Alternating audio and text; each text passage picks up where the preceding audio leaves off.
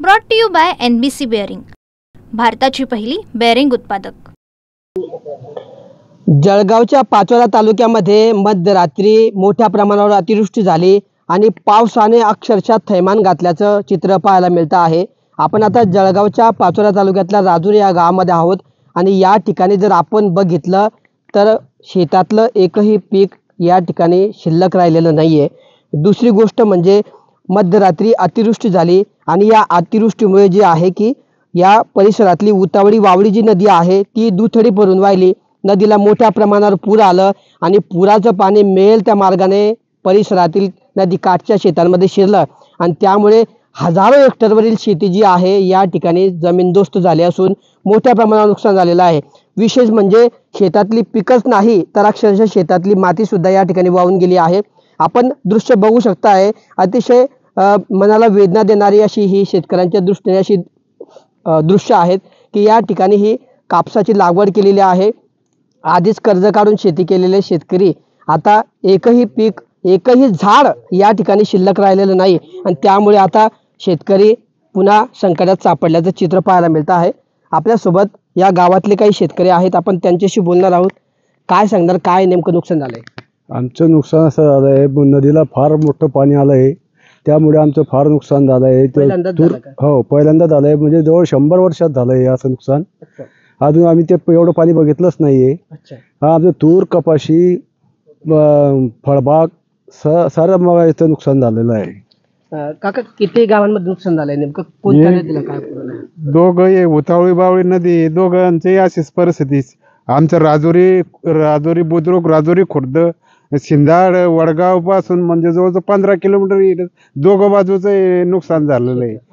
असं सगळं असंच नुकसान झालेलं आहे। जमीन सर्व बिलकुल पीक तर नाही पण माती सुद्धा ठेवलेली नाही। अच्छा, काय सांगणार दादा, किती एकर कपाशी लागवड केली? आम्ही 2 एकर कपाशी लागवड केली। अच्छा, काय झालंय? काय पूर्ण नुकसान झालंय, कपाशी पूर्ण झोपून गेली। अच्छा, काही शिल्लक राहिलं नाही आता। पंचनामे करायला कोणी अधिकारी आले का? आज आतापर्यंत कोणी आलं नाही। अच्छा, कापसा व्यतिरिक्त काय नुकसान आहे? आमच्याकडे कापसा व्यतिरिक्त फळबाग म्हणून मोसंबी लावलेली लोकांनी, ते मोसंबी कमीत कमी नदीच्या 2 ते 3 एकराच्या परिसरातील मोसंबी, कपाशी, तूर वगैरे जे कुठलंही पीक आहे ते कुठलंही सगळं पीक नाहीसं झालंय। त्या सकाळ रात्रपासून पूर्ण पाणी भरून सगळं वावलं गेलं। तुम्ही व्हिडिओमध्ये दाखवू शकता तुम्हाला की तरी कुठलाही शासकीय अजून अधिकारी आलेला नाही, त्यांनी कोणी तपासणी केली नाही, काय झाले, काय गावात काय नाही झालंय, कोणी झाला नाही। आमचं कोणीच बघायला तयार नाही। काय माग देणार होता? आमचं मध्यरात्री 12 वाजेपासून जो काही पाणी पडला तो इतका थैमान असा पाणी पडला की आमचे ओल्ड पाहिजे त्यांनी बघितलं ना, 100 वर्षापूर्वी जो असा पाऊस होता आणि असा आज हा पडला। अक्षरशः आमचे जे शेतामधले जे पिकं आहे ते पूर्ण जमीनदोस्त झाले। जमीनदोस्त जे शेतातली माती आहे ती सुद्धा नाहीशी झाली आहे। तर आम्ही सरकारला जे कर्ज काढून घरातले सोनं दागिने करून जे उत्पन्न पिकवलं होतं, जे आता उत्पन्न येणार होतं ते आता सर्व नाहीसं झालंय। तर आम्हाला सरकारकडून एवढीच अपेक्षा आहे की आमच्याकडे पाहून शेतकऱ्यांचं जे नुकसान झालंय ते त्यांनी कधी हे करून आम्हाला नुकसान भरपाई द्यावी। तर ह्या शेतकऱ्यांच्या भावना आहेत। या गावाच्या इतिहासात म्हणजे 100 वर्षांमध्ये कधीही एवढ्या मोठ्या प्रमाणावर पाऊस झाला नाही, तेवढा पाऊस काल मध्यरात्री झाला आणि अक्षरशः पावसाने थैमान घातलं आणि जवळपास 8 ते 10 गावांमधल्या 15 किलोमीटर पर्यंतची जी शेती आहे ती शेती पूर्ण, शेतातली पिकं तर वाहून गेली, मात्र शेतातली जमीन सुद्धा वाहून गेल्यामुळे आता शेतीच पूर्णपणे नष्ट झाली आहे। अजूनपर्यंत या ठिकाणी शासनाचा कुठलाही प्रतिनिधी पोहोचलेला नाही।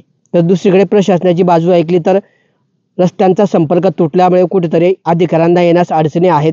त्यामुळे आता लवकरात लवकर या परिसरातील शेतीचे पंचनामे करावे, नुकसानाचे पंचनामे करावेत आणि सरकारने लक्ष देऊन या ठिकाणी नुकसान भरपाई द्यावी अशी मागणी या शेतकऱ्यांकडून केली जाते आहे। मात्र कालच्या पावसामुळे, अतिवृष्टीमुळे या शेतातली पिकं नष्ट झाली, जमीन नष्ट झाली, शिल्लक राहिलंय तेवढं फक्त शेतकऱ्याच्या डोळ्यातलं पाणी। Kishore Patil, TV9 Marathi, Jalgaon. Brought to you by NBC bearing, भारताची पहिली बेअरिंग उत्पादक।